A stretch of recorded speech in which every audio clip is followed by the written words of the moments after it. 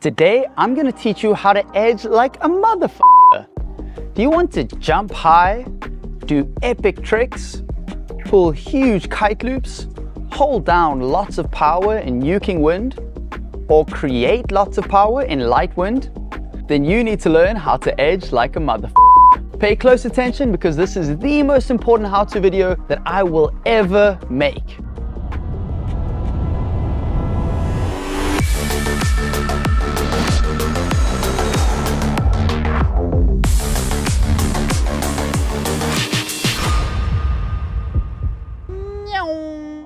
In today's video, I'm going to teach you the keys to unlocking excellent edging, the mechanics of good edging, how it works, the importance of line tension, a step-by-step process to learn to edge like a beginner, intermediate, and a pro, trimming the kite for world-class edging, and common mistakes.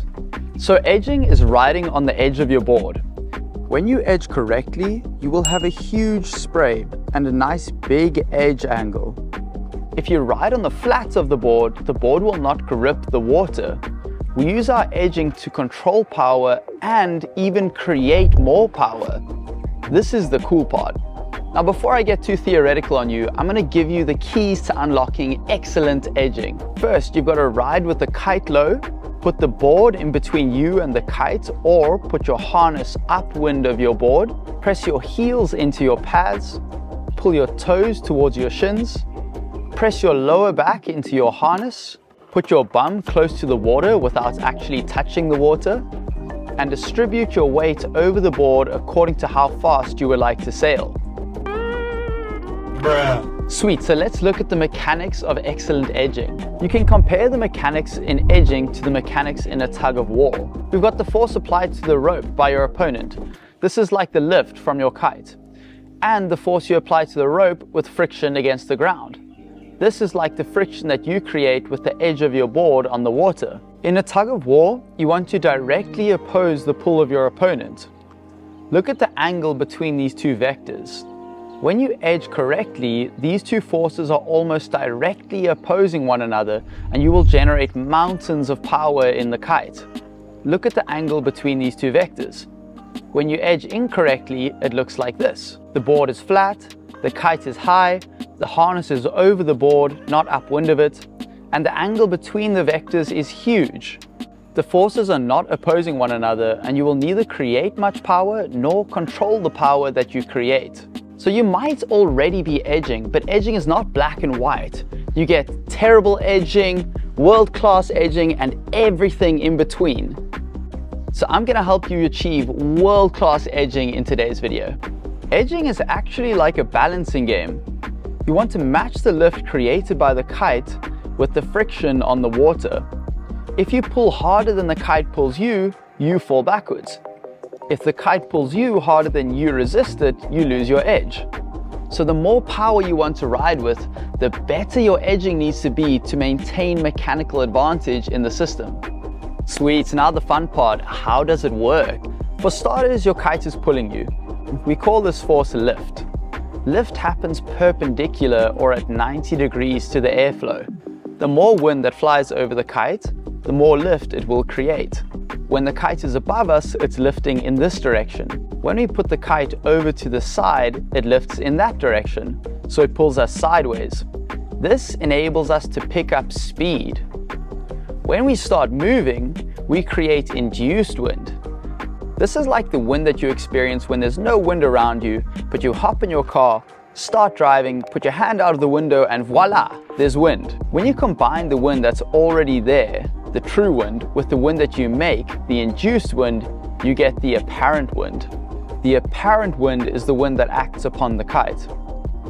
Like I said, the more wind that flies over the kite, the more lift it will create. Ceteris paribus. One of our jobs as kiters is to maximize the apparent wind so that we can maximize lift. I suppose we can call this the power generation cycle. So simply put, the faster we ride, the more wind we create, the more the kite pulls us, and we are therefore able to ride faster, creating more wind. Great edging technique will enable you to do this, so that you can jump high and do sick tricks.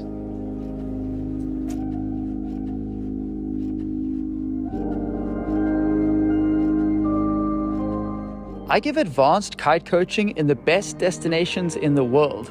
My next trip is on a super yacht in Egypt in September. You can learn more at gethighwithmike.com. So one of the reasons why we edge is to tighten our lines. We create line tension by opposing the lifting force of the kite. But why is line tension important? One, because the kite needs a counterweight to keep flying. If there is no weight on the end of the lines, the kite will fall out of the sky. Two, so that the kite can pull us.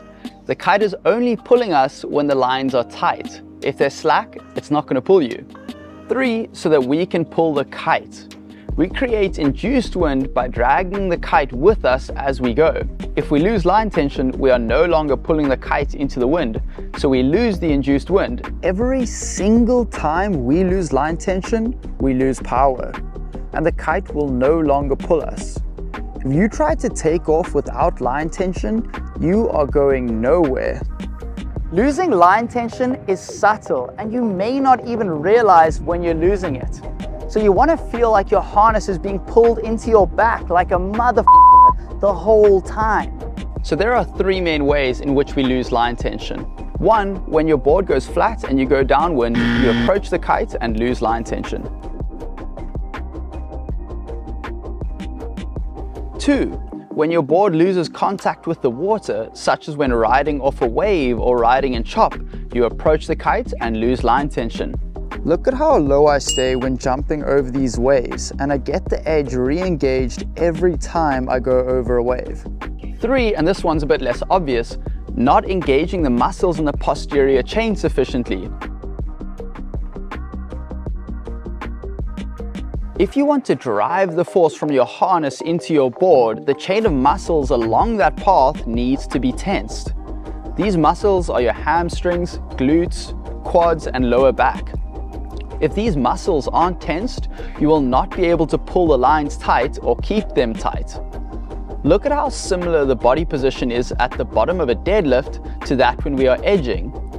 You're engaging the same muscles. When you are doing this correctly, you will feel locked in and like your entire posterior chain is under tension. I'll write a step-by-step guide to achieve good beginner edging. Your goal is to get on edge and learn to hold it for a long time. So you want to put the kite low and lean back in your harness. Your harness should be upwind of your board. Most of the time, beginners ride with their kites too high in the window. When your kite is above 45 degrees, it is pulling you more up instead of pulling you more into the water. So bring that kite low so that you can use your board to edge. A great tip I give in my coaching to learn to edge well is to try and ride with the kite 1 meter off the water. This will force you to use your edge in order to control the speed that you will experience. Note that I don't suggest doing this all the time. In general, beginners should aim to ride with their kites 30 to 40 degrees above the water. When you start to pick up speed, be sure to press your heels into the pads. Think of the tug of war. If you don't dig your heels in, you will slide. I suggest using the SURFR app with onboard coaching to measure your edging. So when you have a good edge angle, you're going to get thumbs up, and you want to get thumbs up all the time. I've worked closely with the SURFR team on this product and I highly recommend it. You can get the SURFR app and the board mount using the links down below. I'll write a step-by-step guide to intermediate edging. What separates a beginner from an intermediate rider is the speed with which they ride. If you want to jump higher or slide further, then you need to create more power by riding faster. You achieve this by sheeting in more. This increases the angle of attack of the kite and it pulls you more. Since you are going to get pulled harder, you will need to lean into the harness more. You will gain mechanical advantage in the system by bringing your bum lower to the water. Be sure to press your lower back firmly into the harness and engage your entire posterior chain to get that locked in feeling. I recommend measuring your speed with the SURFR app. If you're riding in a flat water spot with moderate wind, you should aim to ride between 35 and 40 kilometers per hour. If you're using onboard coaching, then you can see your speed live on the screen on your board as you're riding. How cool is that? If you want to get good at big air fast, then I suggest that you read my Get High Fast guide. You can get it for free at gethighwithmike.com/fast. All right, the moment we've all been waiting for, the step-by-step guide to learn how to edge like a pro. If you want to learn to edge like a pro, you need to learn to moderate your speed by changing your point of sail. Your point of sail is the direction you are going at relative to the wind. If you go aggressively upwind, you will create a lot of drag on the water, killing your speed and therefore killing your power. If you go at 90 degrees to the wind, which is what we call beam reach, you will achieve the highest speed possible, generally speaking. You change your point of sail in order to achieve your target speed by shifting your weight distribution over your board. If you want to ride slower, you need to be more back foot heavy. If you want to ride faster, you need to be more front foot heavy. So I want you to stand up with me. Let's straighten our front leg, bend the back leg, and open our chest and shoulders up as though we're going to go upwind. Now in this position, lift your back leg. You can't, right? Because all your weight is over your back leg. Now let's lift the front leg. Super easy, right? So this is a beginner riding stance, and with this stance, you're going to sail upwind. What happens is you push the weight into the back of the board, the front of the board lifts out of the water, and you go sailing upwind. Now that's great if you want to go upwind, but it's terrible if you want to jump super high. Because when you go aggressively upwind, you create a lot of drag on the water, and this kills your speed. Because you're going to go slower, you're going to have a lower induced wind, and therefore you're not going to be able to generate as much lift and jump as high. So what you want to do to achieve a more advanced riding stance is bend the front leg, bringing your hips more over the board, and close your shoulders. This is going to make you go beam reach, 90 degrees to the wind, which is a much faster point of sail.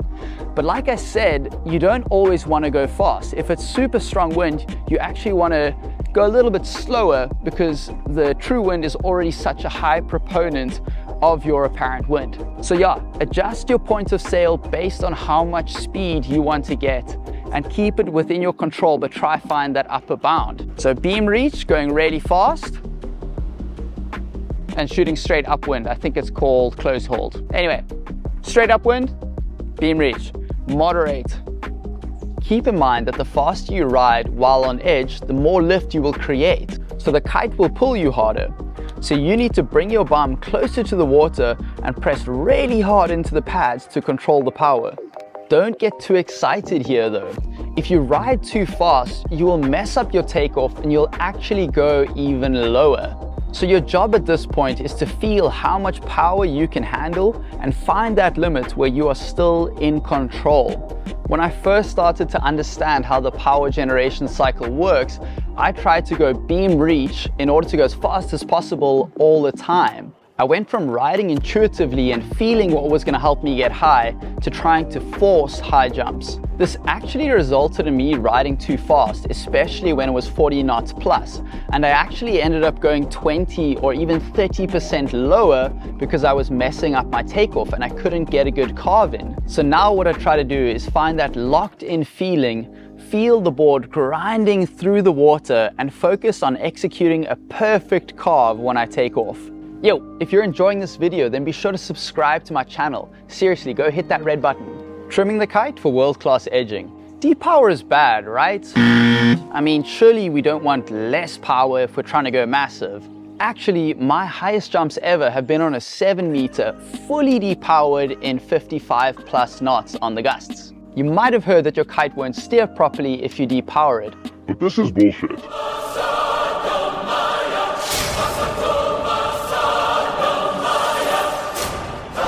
I'm not saying you should pull in your trim strap all the time, but you definitely should be using it. Beginners will often depower their kite to get less power when they should actually just lower their kite and get on their edge, or simply be on a smaller kite. But if you're a high-level kiter, and many of you are, and you're riding in 35 plus knots without depowering, you are definitely missing out on huge jumps. Look at how much I'm depowered in this clip.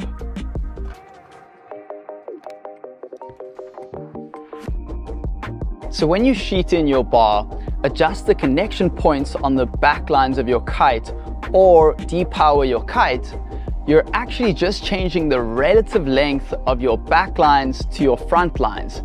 And this is changing the angle of attack of the kite. So what you're doing is pulling the kite down into the window or allowing the kite to fly more at the edge of the window. So when you sheet in your bar, there is a thing called a sweet spot. This is where the back lines become more tense and power starts to kick in. The more wind there is over your kite, the more your kite lifts and the further the sweet spot moves away. So if the sweet spot is far away before you've even reached your top speed, then you're going to want to pull in your trim strap so the sweet spot will move closer and you can ride in control. When you are edging and picking up speed, the kite is lifting more and more, so the sweet spot will move further away, which is why we sheet out during a takeoff. When the sweet spot is moved far up the bar, you know that you are ready to do a massive jump. Again, look how depowered I am here, but I'm still going high. Your goal is to have the sweet spot in the middle of your throw when you're riding at your desired speed. Alright guys, so that's a lot of information. So let's look at some common mistakes to see how these tips can relate to your riding. One of the most common mistakes that people make is putting their kite above 45 degrees. People typically do this to avoid the power in strong wind, but when the kite is above 45 degrees, it prevents the rider from engaging the edge of their board. If you can't engage the edge of the board, you can't control the power coming from the kite. So put that kite below 45 degrees and ride in control. Riding with the board flat due to not leaning back enough. If you're not putting the board in between you and the kite, you're not going to be able to control the power or generate more power. Riding with the board flat because you're riding with a poo stance. You might be leaning back with your bum, but you need to press back into your harness. Riding with the board flat because you're not pressing your heels in. Even if you lean back, if you have lazy ankles, you're not going to dig the edge of the board into the water. You've got to press your heels firmly into your pads and pull your toes towards your shins. A really common mistake I see big air kiters making is going downwind in their takeoff. I think that people see freestyle riders doing this and try to copy it in big air. In freestyle, the kiter bears downwind, loses line tension, carves upwind to create line tension, gets pulled into the air towards the kite, and then wants to lose the line tension again so that they can pass the bar. In big air, we want to keep the lines tight as often as possible. If the lines are not tight, the kite cannot pull us into outer space or lower us down to earth safely. Depowering instead of edging. This is actually a pretty common mistake for beginners. You really just need to lean back and dig those heels in. Now this is one for the more advanced riders, riding too much upwind and killing your speed. If your front leg is straight and you're opening up your chest to the wind, then you're going to ride upwind and this is going to kill your speed and prevent you from doing massive jumps. Unless of course you're in nuking wind, in which case you don't need to ride that fast in order to create a lot of power and jump high, because the true wind is already such a high proponent of your apparent wind. Going too fast in chop and losing your edge. If you're riding in chop, you want to dial back that speed so that you're able to read what the chop is doing and make sure that you're going to keep the edge of the board engaged. If you're hitting a lot of bumps, that's going to try and bump your board out of the water. Slow things down a little bit and make sure that you keep that locked in feeling, keep things in control. Let's all just take a moment to be grateful to be doing this amazing sport. We are so damn lucky. So guys, thank you so much for watching my video.